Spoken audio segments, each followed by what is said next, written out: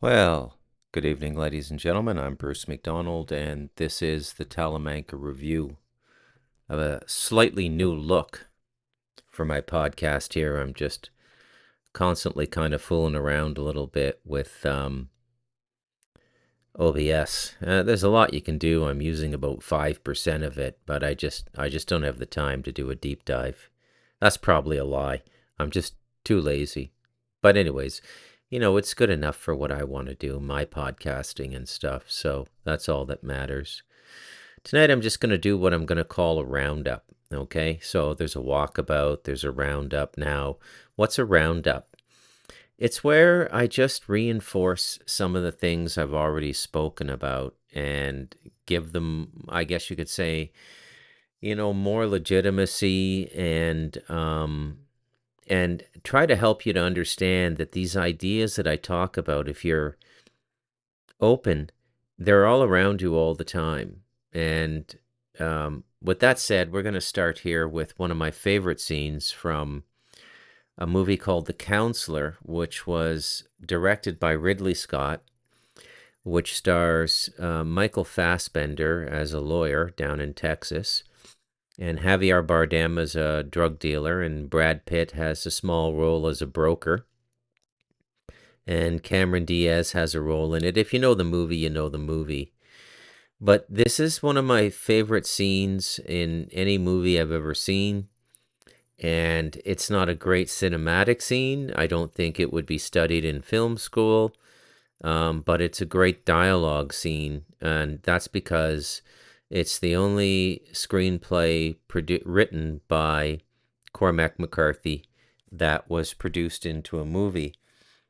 Now, if you're new to the Talamanca Review, I would tell you that Cormac McCarthy is, in fact, my favorite writer. So let's take a look at this. Talk to me.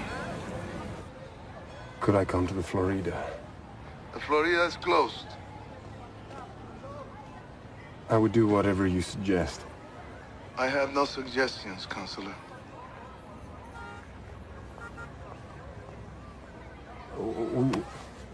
We could meet someplace. We're meeting now.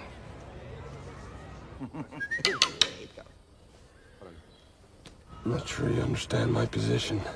But I do, Counselor. Actions create consequences which produce new worlds, and they're all different.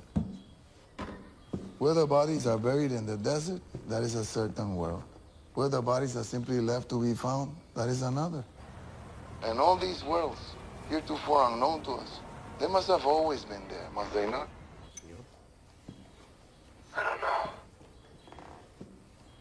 Did you say something? I don't know what I was saying. Counselor, at some point, you have to acknowledge the reality of the world that you're in. There is not some other world. This is not a hiatus. Hiatus. ¿Cómo? I believe the word is hiatus. Can you spell that for me, please? H-I-A-T-U-S.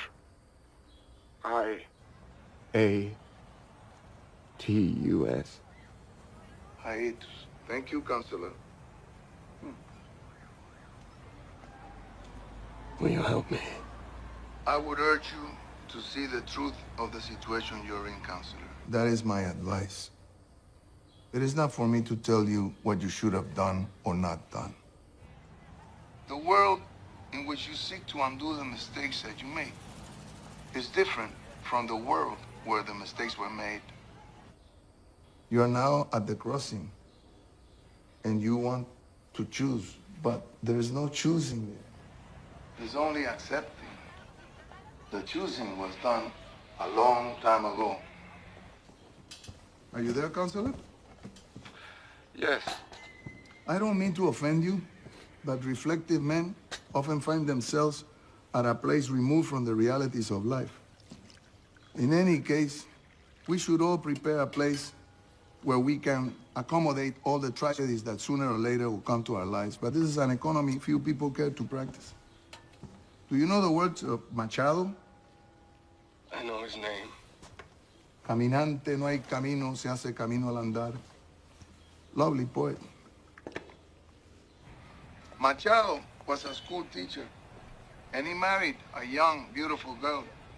And he loved her very much. And she died. And then he became a great poet. I'm not gonna become a great poet. Well, perhaps not, but even if you were to do so, it would not help you. Machado would have traded every word, every poem, every verse he ever wrote for one more hour with his beloved. And that is because when it comes to grief, the normal rules of exchange do not apply because grief transcends value.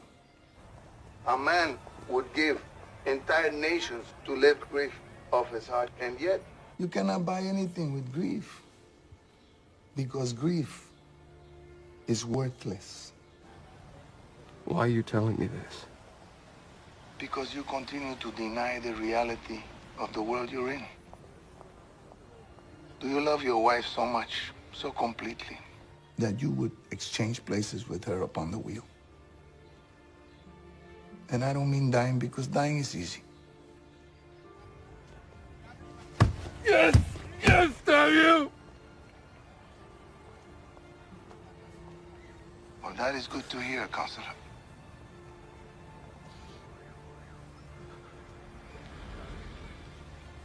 What are you saying? Are you saying this is a possibility? No, it's impossible. You said I was that man. At that crossing. Yes, at the understanding that life is not going to take you back. You are the world you have created. And when you cease to exist, this world that you have created will also cease to exist. But for those with the understanding that they're living the last days of the world, death acquires a different meaning. The extinction of all reality is a concept no resignation can encompass. And yet, in that despair, which is transcendent, you will find the ancient understanding that the philosopher's stone will always be found despised and buried in the mud. This may seem a small thing in the face of annihilation until annihilation occurs. And then all the grand designs and all the grand plans will be finally exposed and revealed for what they are. And now, Counselor, I have to go because I have to make other calls. If I have time, I think I'll take a small nap.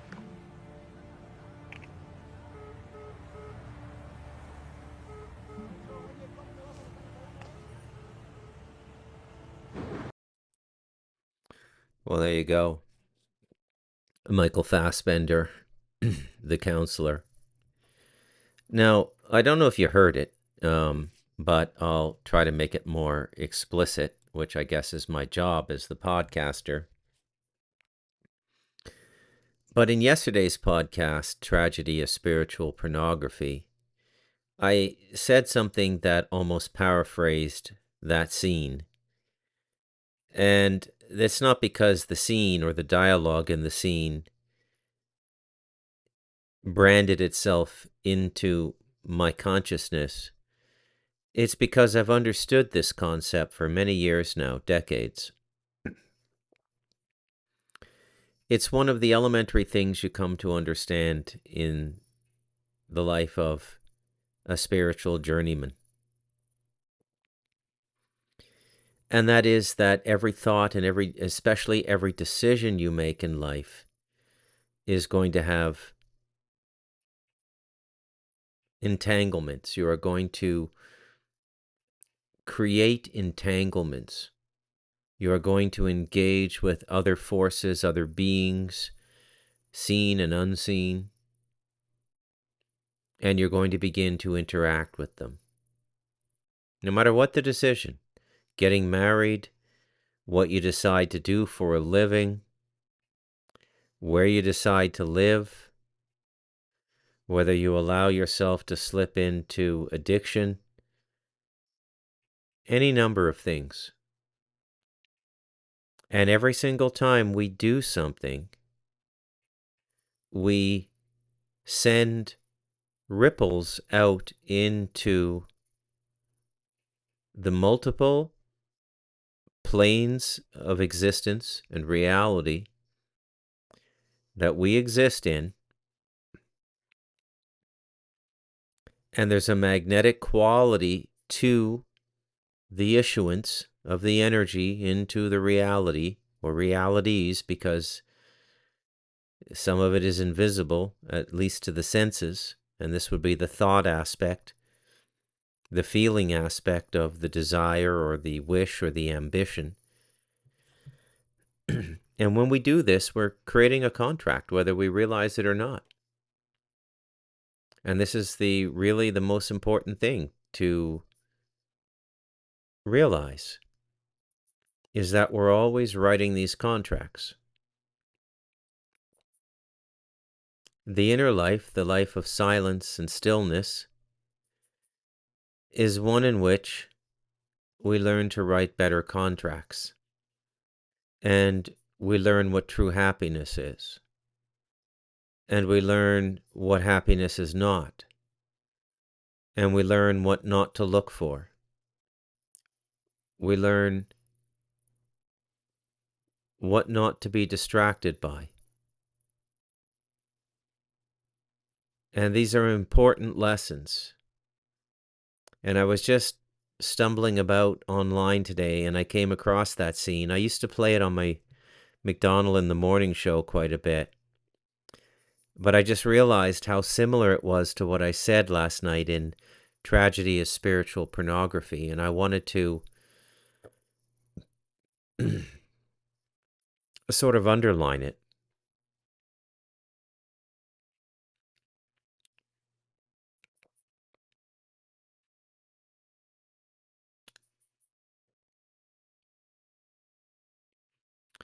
The state of our being is a key.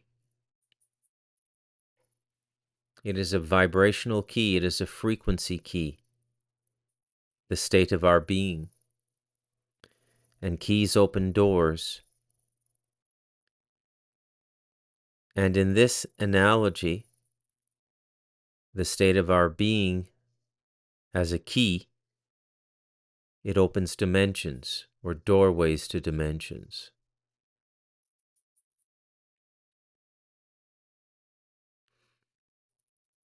There's not a single person in hell who did not go there voluntarily. And hell exists despite what the New Age flakes say. It's not a permanent place. It's a place of rehabilitation, as I've said numerous times on the Talamanca Review. And rehabilitation, however distasteful it might be, is better than some of the other options. Because it means you're still in the game.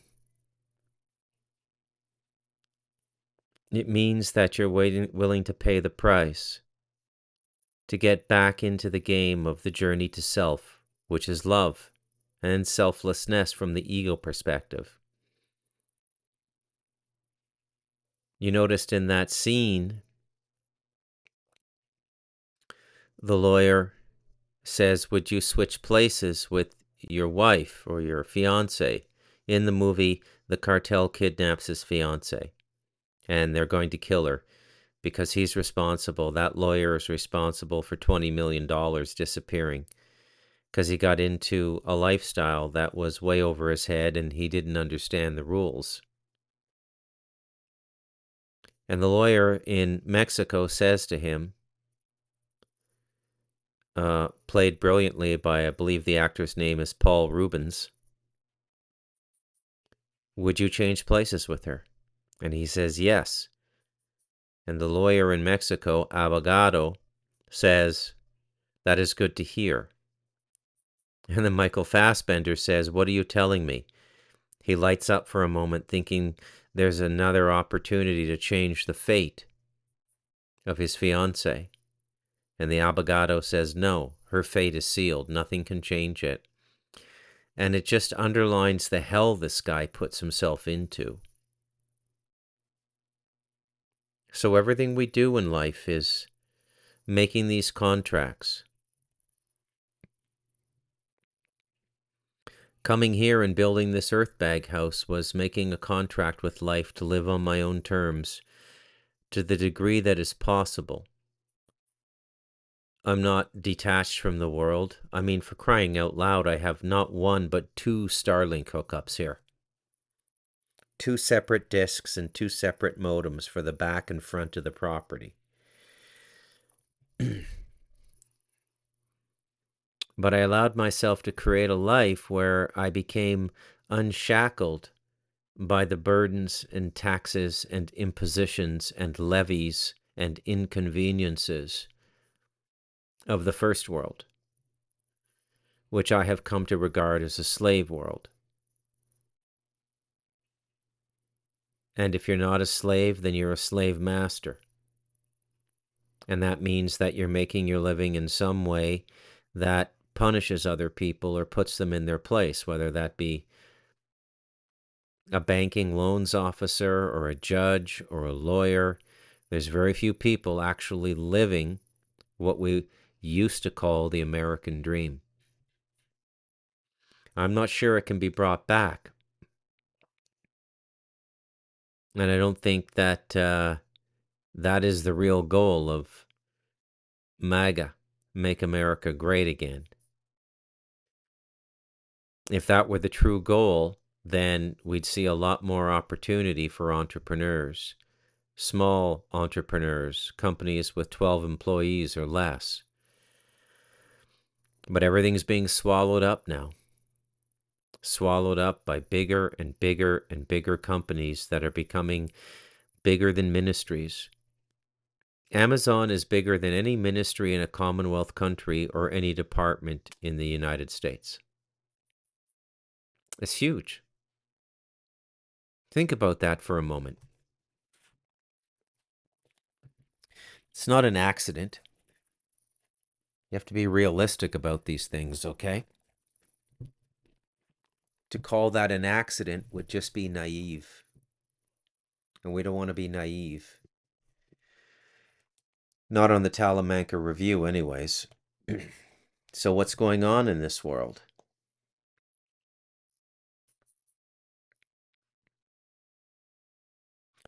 Well, because it's a roundup, I'm going to speculate by using things I've already said on the Talamanca Review. So, number 1, it seems manifestly clear to me that we're dealing with forces that are not visible to us. Now, that can take a number of forms. It can take the form of human beings that don't allow themselves to be known in a public capacity.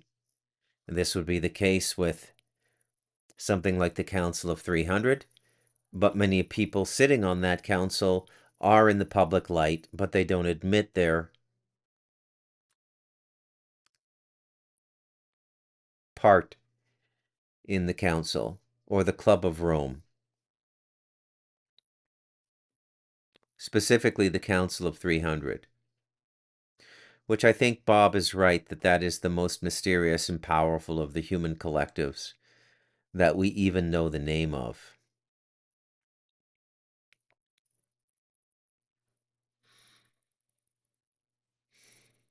There's another dimension to unseen forces governing the human race, and this is the idea that we have controllers.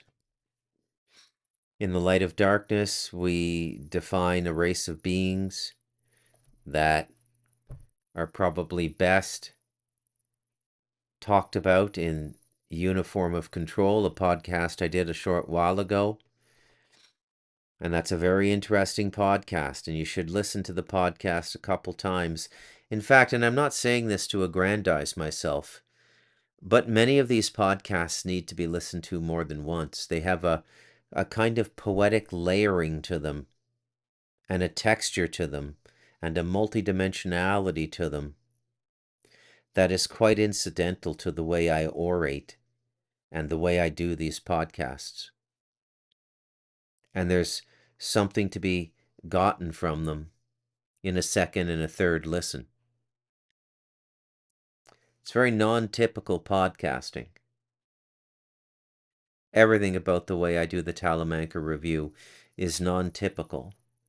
If I were to go to a podcasting course online and submit some of my work, they'd have 101 recommendations, which would all be about turning me into some kind of media whore, liar, embellisher, and serial employer of hyperbole. And I don't want to do that.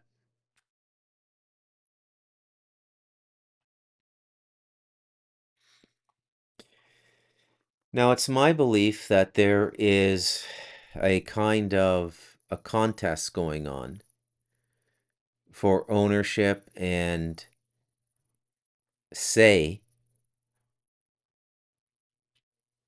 now where say is, let's say, if you're a significant shareholder in a company, you don't have to be 50% or 51%.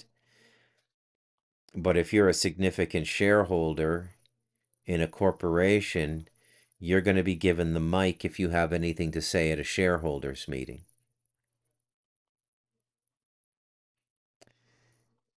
And I think that what is controlling us is now being, or not being, but can be looked upon as a kind of corporate structure of many stakeholders.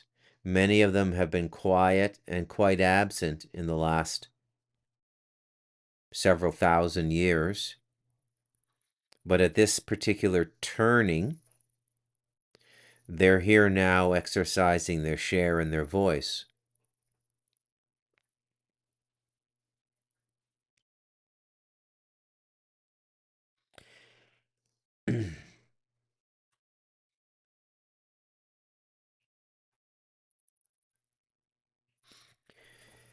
You know, I listened to a podcast last night at the behest of Santo Cavallero, who had sent it to me on WhatsApp. And it was the latest podcast done by Dr. Jack Kruse, who, like myself, is a North American who left and came to Central America. He's in El Salvador.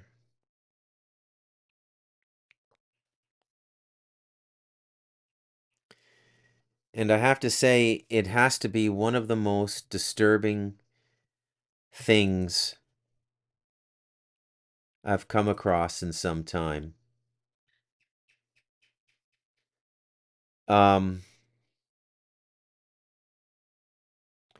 Just absolutely diabolical. Not for the faint of heart.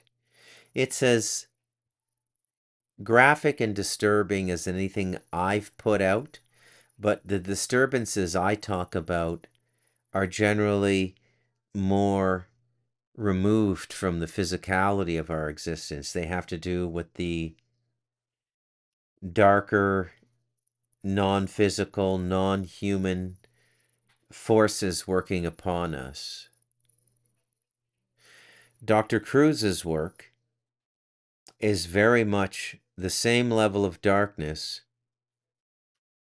but it's all human beings doing this to human beings.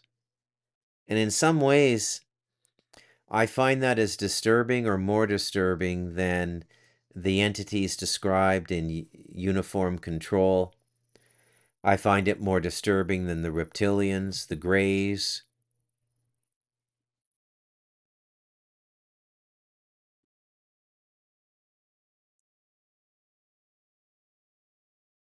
And the reason I find it disturbing is that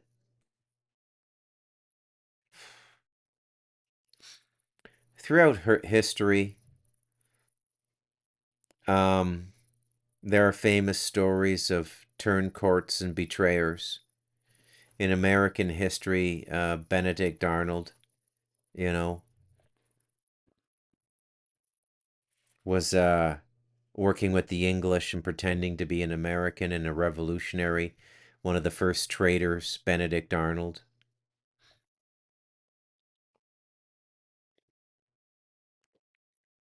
If you've ever seen the movie 300 with Gerard Butler, by the way, Michael Fassbender's in that one too. Same guy who was the American lawyer in the clip I just showed you in The Counselor. The Spartans, the 300 Spartans, set themselves up in such a way that it's very difficult to defeat them, even though they're 300 against what might be a 500,000 or 1,000,000 man Persian army. I won't go into all the details because I don't want to slip off into movie descriptions too much in the Talamanca review, although I love cinema. And they're ultimately done in because a Greek who was disfigured and the son of a Spartan, but not selected for Spartan training, wanted to fight with them and was compassionately rejected by Leonidas, principally because his disfiguration didn't allow him to lift his shield up all the way. And Leonidas took the time to explain to him that we fight as a group.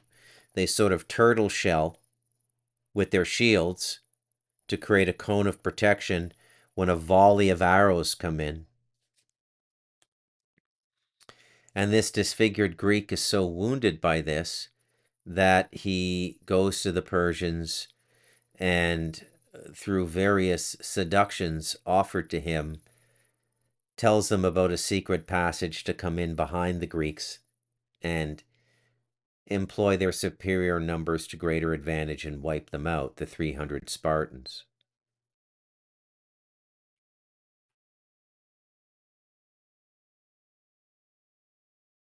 This concept of betrayal is everywhere in the human record. It's interesting that in Dante's Inferno, the worst level of hell, the 9th circle of hell, and that in number comes up quite a bit in esoteric literature, the Kabbalah, all over the place. 9, and there are nine circles to hell. A Buddha said the same thing. Buddha said there's 9 levels to hell. And in the 9th circle of hell are Cassius and Brutus for their betrayal of Caesar in the Roman Senate. So this betrayal is a very serious thing. Not irredeemable. Nothing is irredeemable. Well, some things are irredeemable, meaning that you don't even get to go to hell. Your individuality is disintegrated. You go back to source as, I don't know, stardust or something when the universe folds in on itself, which is not what we're going through now. What we're going through now is more astrophysical. It's not the big collapse that they talk about in the Indian astrology. So don't worry about it. Although astrophysical is pretty extreme too, because most of our egregors and spiritual totems and things like this are on the astral. So a lot of those resources will be lost, but that's quite natural. That relationship between the astral and the physical has to periodically be cleaned up. I heard an interesting thing when I was working on that book with the gentleman I'll leave unnamed about time and the halls of Amenti, or the records of the human race as they're called. that Katrina was so powerful an electromagnetic experience as a hurricane that it literally also cleaned out the astral and cleaned out about 400 years of ghost culture that had been building up in Louisiana. And you can get a sense of how nature's transformative experience goes beyond even just the physical. Very interesting the way the creator set this all up. Very beautiful working system.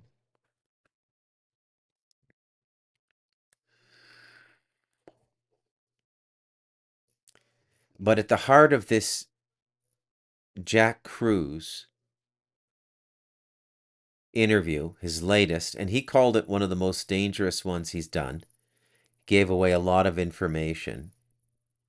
He said that there really was this idea that, there's a group of human beings, and what I like about Dr. Jack Kruse is he's operating on just the normal space we live in. Anybody can get it.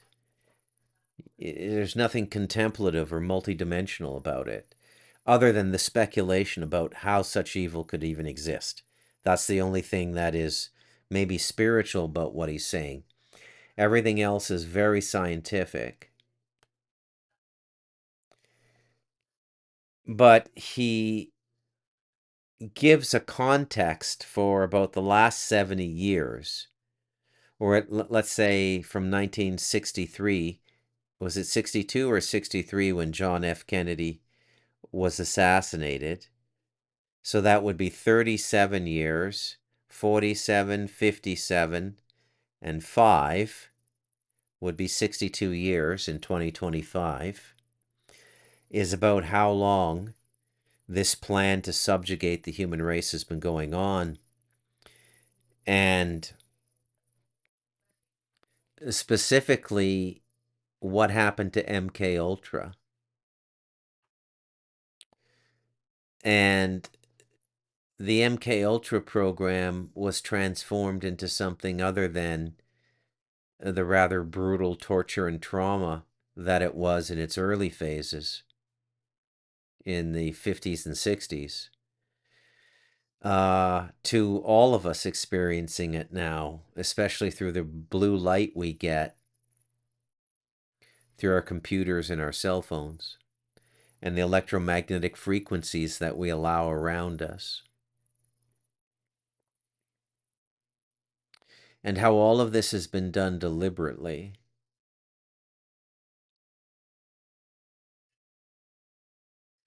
And it's all nothing short of the complete control and enslavement of the human race in a way that nobody's been able to do. Not the Romans, not the Egyptians, not the Turks at the height of the Ottoman Empire. I mean, there have been brutal empires, and I mean, I guess it shouldn't be this shocking to me. Control through power and death and war and subjugation has been an aspect of this species since it began to socially organize and share wealth. There's always that seat that's a little bit higher than everybody else. There's always that seat that's not made out of bronze or copper or silver. There's always that gold seat. And certain kinds of men, and it's usually men, although women can get in on it as well. I think Cleopatra was in on it. They can go for that seat, and in doing so, trying to become the king, the emperor, the ruler, they become ruthless and bloodthirsty. But this takes the whole thing to a new level. It's very disturbing. And I don't believe they're operating wholly under human ideals. I don't think there's any human agency in charge here. I think that the humans doing this are working below agency. And if Dr. Cruz's timeline is right, this is another aspect of what came over with Paperclip, where we're going as a human race. And it has extra-dimensional, intradimensional, or extraterrestrial, or if you so please, religious or spiritual aspects to it. However you want to characterize non-physical negative beings, entities, and principalities. I don't see that as a big debate. I see the agreement point that it's real, necessary to unify the human race, but what exactly it is not that concerning to me.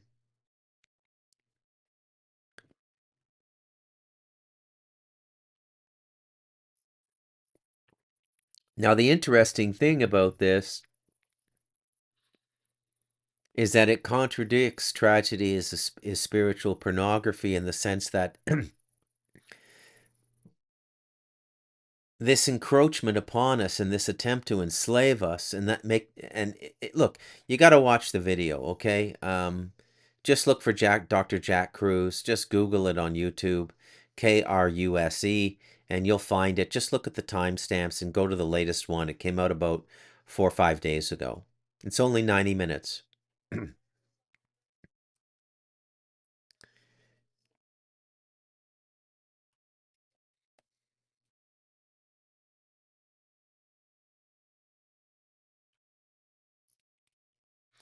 What's different about this is that I would say that this is not the product of any decision we made or any contract we signed, but it's more about what we haven't done.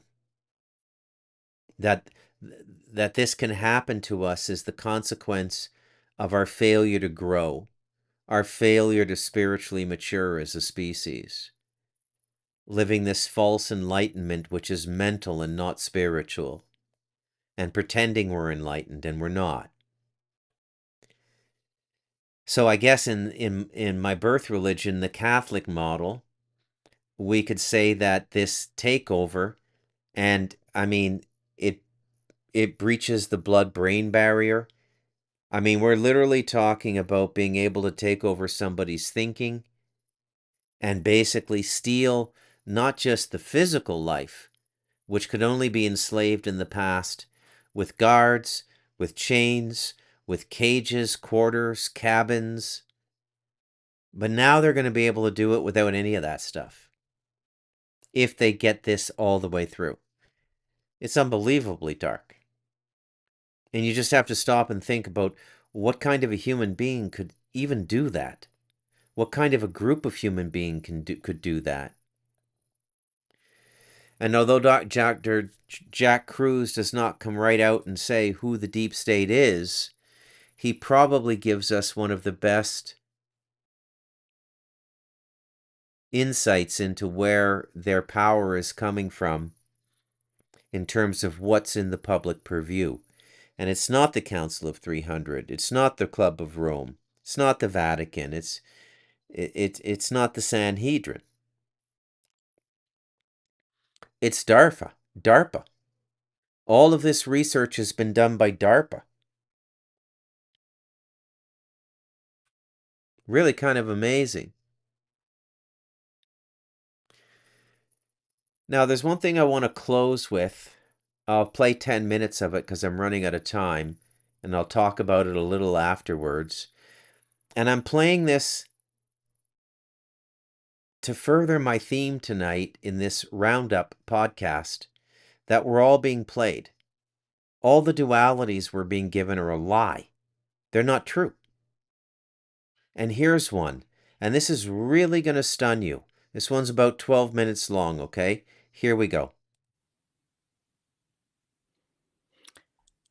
Hi everyone, welcome to Laser Talk. Happy Saturday, happy Sunday. All right, we know China's true population is far below than the official 1.4 billion due to mass death toll from COVID. And now the truth is coming out. Chinese people are on the brink of discovering the truth of their country's population, the real population. Across China, one question echoes, where did everyone go? People are asking, where are the people? On January 17th, the Chinese National Bureau of Statistics released data stating that as of the end of 2024, China's population was 1.408 billion, 1,408 million, a decrease of nearly 1% from 2023, a decrease of 1.39 million. Well, we know China's real population is not anywhere near 1.4 billion. I've discussed that in several programs before. I think China's actual population is under 900 million. Is it 800, 700? That I don't know, but I know for sure that it's under 900 million. And the decline is due to two main factors. The first is the demographic and social issues caused by decades of the one-child policy, including gender disparity, wealth disparity, and urban-rural disparity. And the second factor is the high casualties from COVID-19 pandemic. Since 2020, an extremely large number of people have died, but Beijing has been covering it up. Since the outbreak began in Wuhan at the end of 2019, the actual death toll in China remains a mystery. The situation worsened after Beijing abruptly lifted the extreme zero COVID policy in December 2022, triggering a massive outbreak. At that time, crematoriums and funeral homes across China were overwhelmed. Soon after, China's Civil Affairs Department stopped publishing funeral and cremation statistics. As of today, the authorities still have not resumed releasing this data. Now, a new outbreak has been sweeping across China since late last year. Hospitals and crematoriums are again overwhelmed. However, state media and social media are censoring the information, dismissing it as influenza.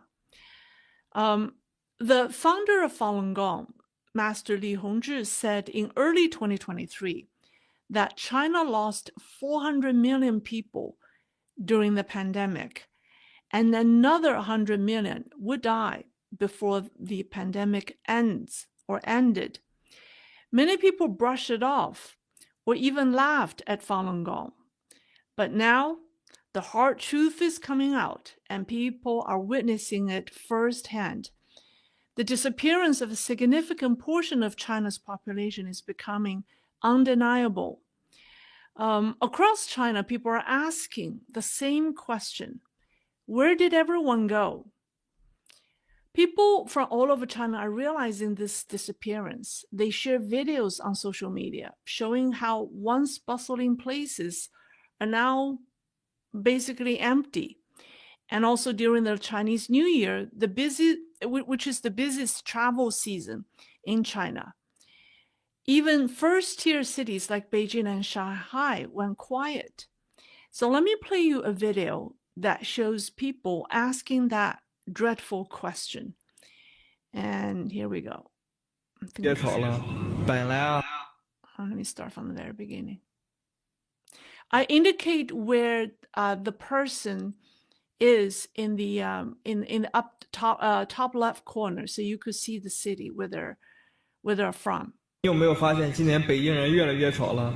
本来啊，年后是返京的高峰期，然而今年大把的房子却租不出去啊，路上也冷清了不少。你有没有发现北京城里的北京人越来越少？工作单位几乎没几个北京人。北京800万土著都去哪儿了？这就是北京首都的现状。这前头是原来我在这做生意的时候一个3岔路，这上班一般的情况都是必经之路。看你这上下班5点多钟都没人，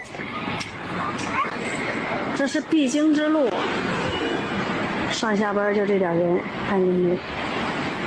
原来都是人挤人车挨车的，现在根本就没有，熙熙攘攘。首先问一下，有没有在上海的朋友，或者经常去上海的朋友，你们有没有一个感觉，就是貌似上海的人仿佛比原来少了，晚上上海的夜生活也比原来冷清了，就是那种烟火气差了很多。我为什么有这感觉呢？我去上海出差了一趟，我同学请我吃了个饭，他找了北外滩的白玉兰广场的兰心餐厅吃本帮菜，可能是在工作日6点多，客座率大概50%左右，整个商场呢人寥寥。我以前是经常去上海出差的，隔三差五就去。那么对比一下以前跟现在，确实感觉现在的人流量不如从前了，无论是大街上还是商场里，还是说晚上。这年都过完了，上海的人都去哪里了？你们有没有发现地铁上的人少了，商场里也是非常的冷清，就连以前最热闹的步行街现在也关了不少。不知道是不是我错觉，我感觉上海人口变少了好多。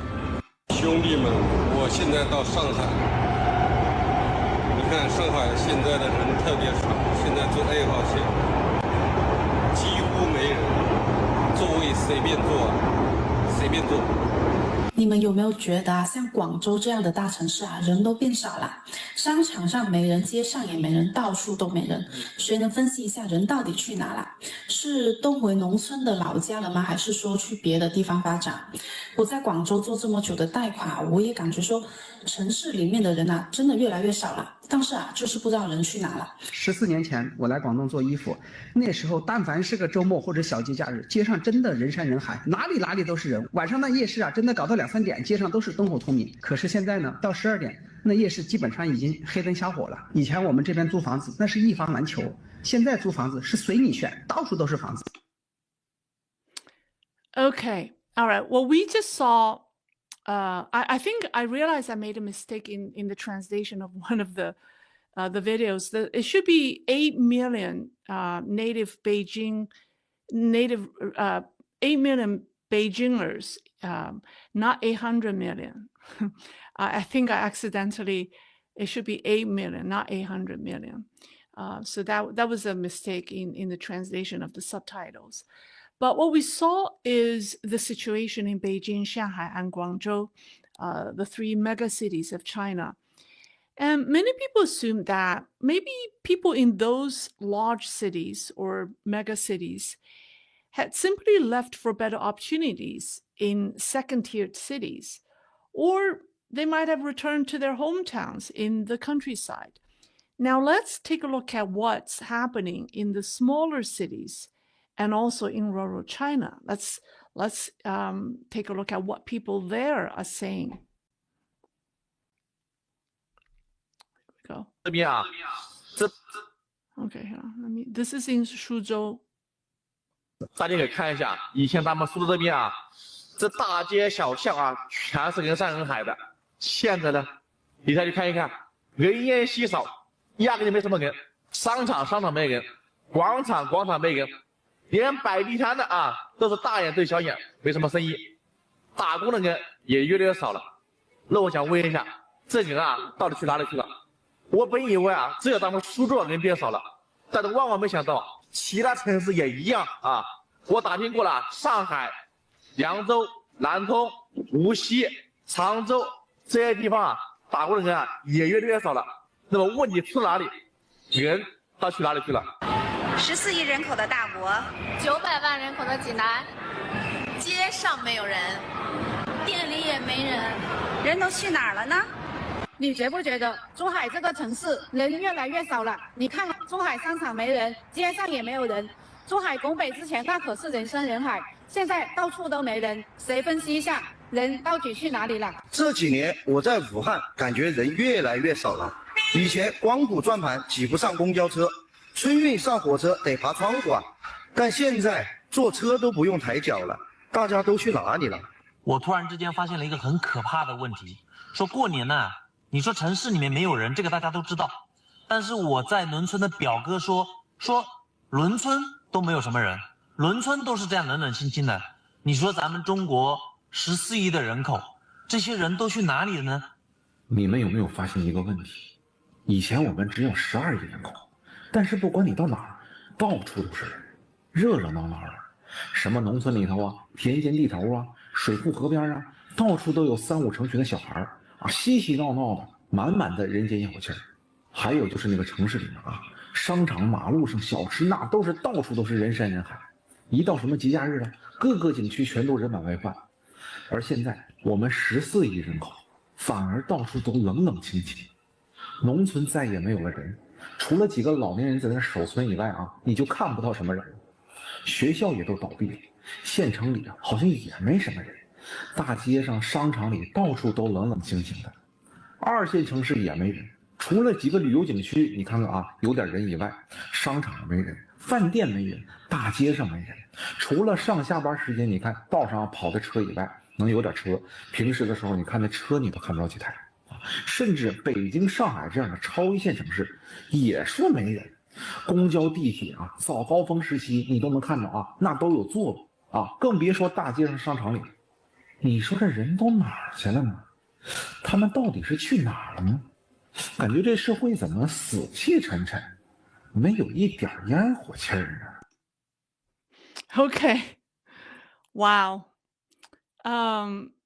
So despite the fact that the Chinese government is trying to cover up, people are now seeing with their own eyes the drastic decline in population. It's becoming harder and harder for the government to hide it. Recently, several local governments in Jiangsu province released population data, revealing a huge gap between the number of births and number of deaths, raising public suspicion about the accuracy of China's official 1.4 billion population. People are discovering that what the Falun Gong founder said 2 years ago is correct. So on February, let me show you the slides, maybe this one. Oh, actually, sorry, no, this. Okay.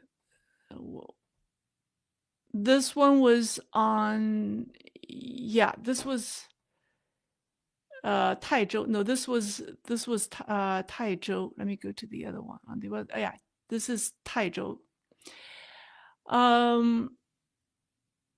This is February 11th of this year. The government website of Jiangyan district of Taizhou city in Jiangsu released its end of 2024 population data, stating that in the year, the district had only 2,200 births, new births, but 8,000 deaths. Think about it. The number of deaths was 3.5 times that of new births. It also reported a population decline of 8.71% over the previous year. And then on January 26, the county level city of Xinhua, Jiangsu, also published its end of year. Okay, so I mean, it's actually a 90-minute video, but she gets all her main points out in the first 12 minutes there, and then the rest is proving it out.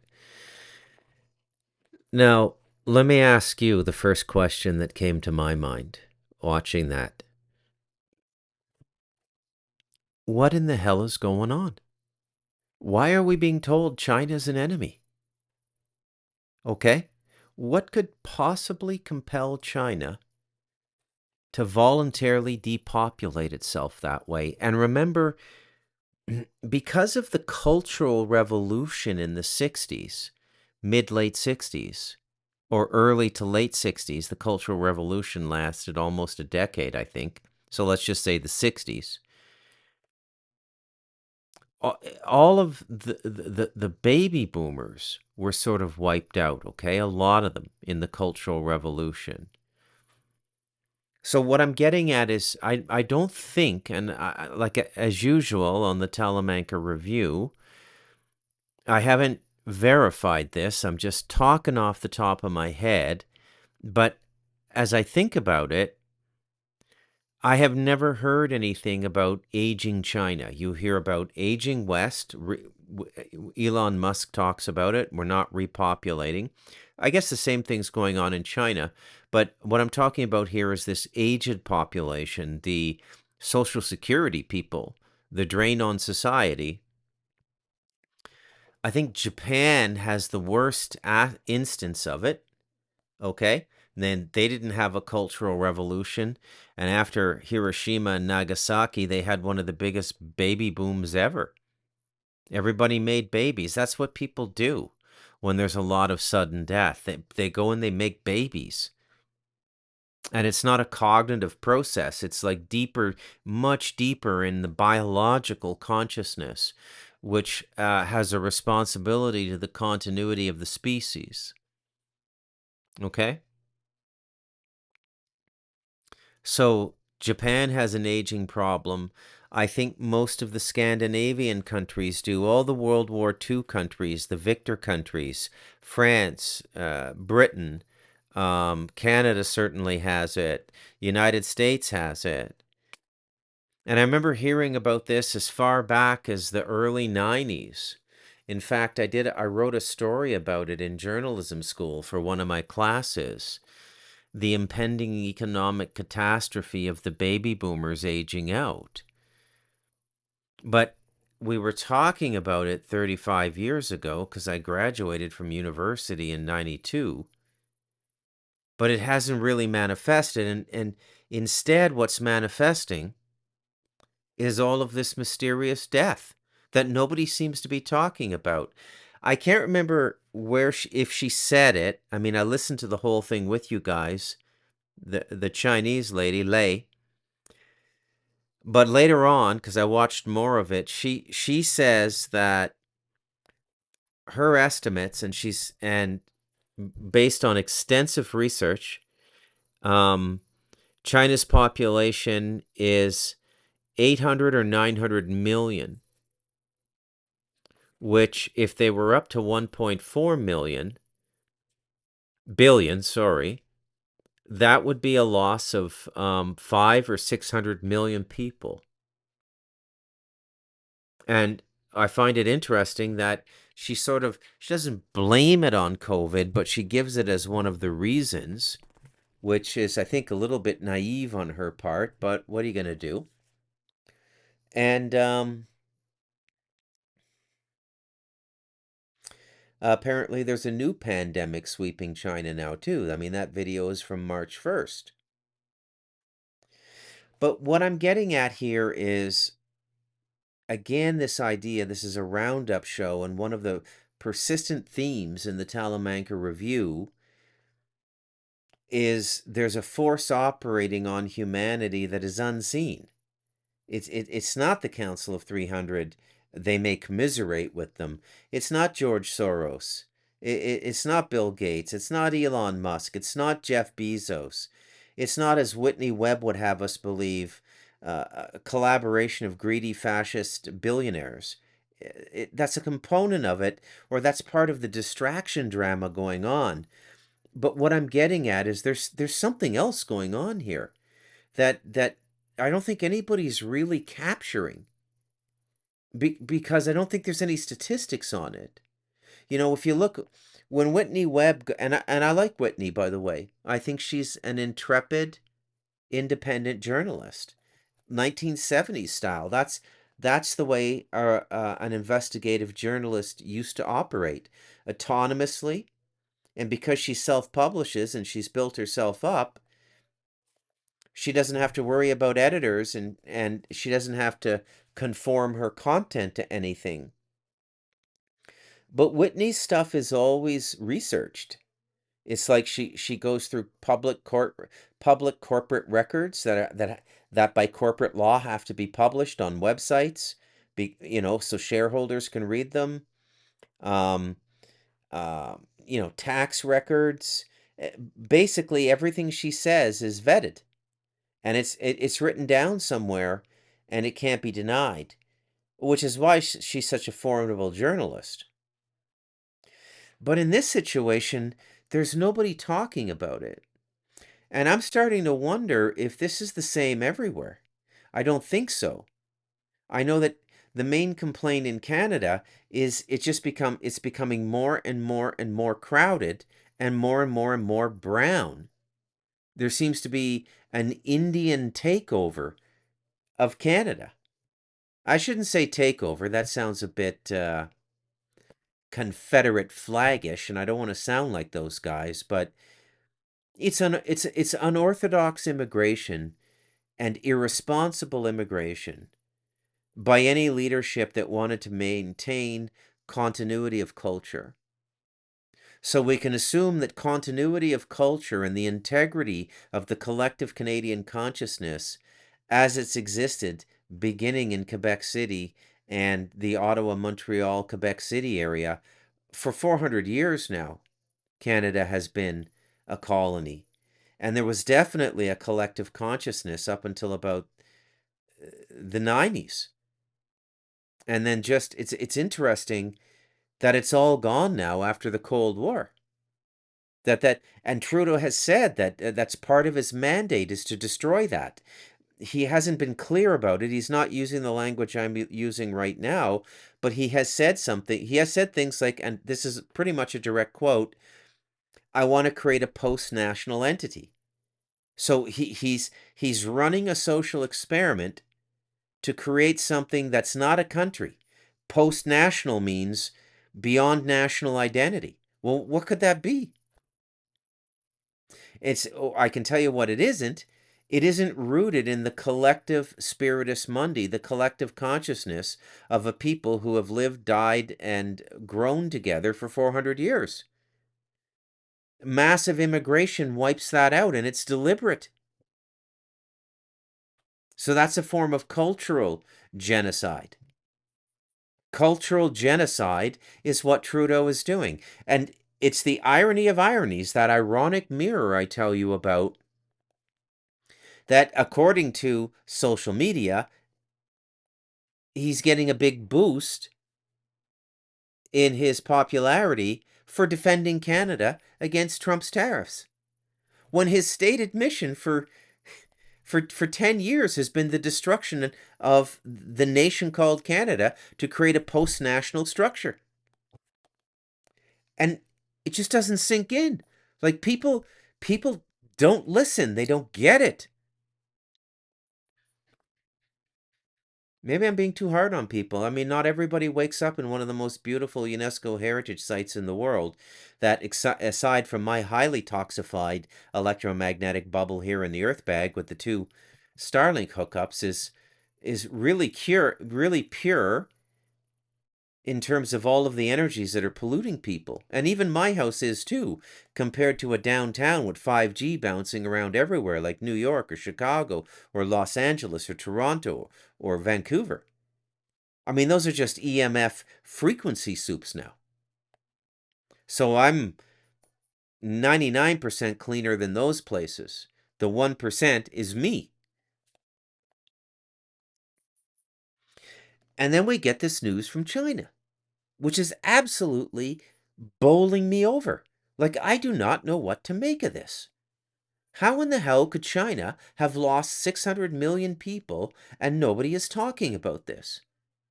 And it hits me particularly hard because, having lived in a Chinese society, Taiwan, the Republic of China, and China is the People's Republic of China. P-Rock and Rock are the 2 Chinas.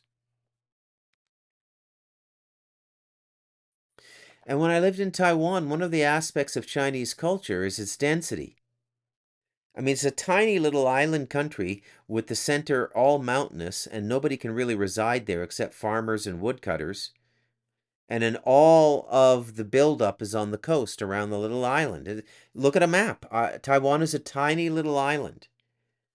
And this in this limited strip of development space, basically the rim of the country, the island, they have about, when I was there, they had about the same population as Canada, which would have been about 30 million or 25 million in the early 90s, or 30, somewhere around there. And I remember, like, you could go into a 7-Eleven at 3:30 or 4 in the morning. You're waiting in line. There's 4 or 5 people ahead of you, and while you're in the line, 4 or 5 people pile behind you, and that just keeps going 24 hours a day, except for when it's really busy. I've never seen any traffic in my life like the traffic I experienced in my hometown of Zhongli, which was about 40 minutes south of Taipei, the main city in Taiwan. I mean, you're talking about a density level you can't imagine. And the night markets are open till 2, as the guy said, 2, 3 in the morning, sometimes 5 o'clock in the morning. And a night market is a kind of a tent city that sets up where all of these food vendors set up, and they all have special dishes. It's an aspect of Chinese culture. But the density was overwhelming, like overwhelming. On any 3-lane road, you'd really have 6 lanes, because in between all the cars, you've got steady flows of sometimes motorcycles forming 2 lanes inside, motorcycles side by side. I mean, like literally 18, 24 inches from the car doors, and they're whipping by at like 40 kilometers an hour. And this is normal for them. It wasn't until I went to New Delhi in about 2010 with my son that I saw equivalent density to China or to Taiwan. So when I see these pictures of Shanghai and Beijing and all this, I don't think this lady's a propagandist. She mentioned the leader of Falun Gong twice. She's probably a Falun Gong practitioner, which would be, and given that many of her brethren in that newfound spiritual discipline have ended up in Chinese prisons and have been organ harvested for being members of Falun Gong, I would find it very hard to believe that she's a Chinese propagandist. So I believe her. And those videos were pretty convincing too. Okay? Where are all the people? So the question becomes, what force could compel China to depopulate itself like that? Because these cities were built for like Shanghai and Beijing. I mean, they're built for that population, probably even to go to 1.82 billion people, because the Chinese project into the future. And now you've got these giant cities, no traffic on the streets, seats on the buses and trains during rush hour, empty restaurants, empty shops from the villages, and she covers in her video the 3 major metropolises, or what she calls megacities in China: Guangzhou, Shanghai, and Beijing.